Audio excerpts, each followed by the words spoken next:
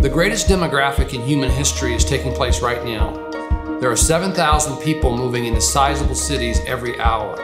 That means a new San Francisco or a new Singapore is birthed every month in terms of global population migrating into cities.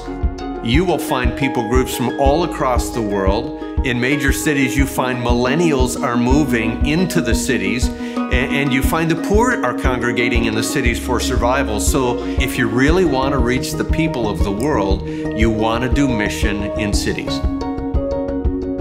One of the great challenges that we find in cities all over the world is the ability to work together across racial lines and denominational lines.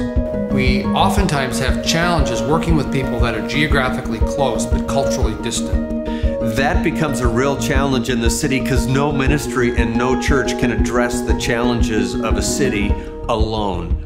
Movement Day is a mosaic. It is the body of Christ coming together from cities. Movement Day has been incredibly important for us in Dallas because it's formalized a theme that God had already been starting in the hearts of men and women, and that theme was unifying for the sake of gospel movement in the city.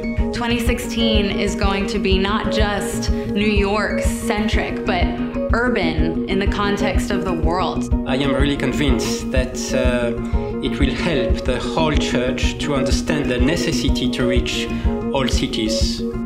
The heart of the experience is you will begin to say, if God can do this here, He can also do it back in my city. I want to invite you to join me on October 25th, 2016 in the Jacob Javits Center in Manhattan for Movement Day Global Cities. I believe it will be an historic event where we gather with friends to talk about what God is doing in our cities, to learn from each other, to dream together, and to consider the great things that can happen over the next decade.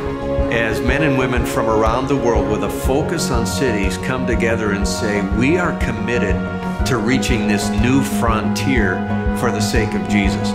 Movement Day Global Cities will bring that clearly into focus and will be this launching pad for collaborative ministry in cities around the world.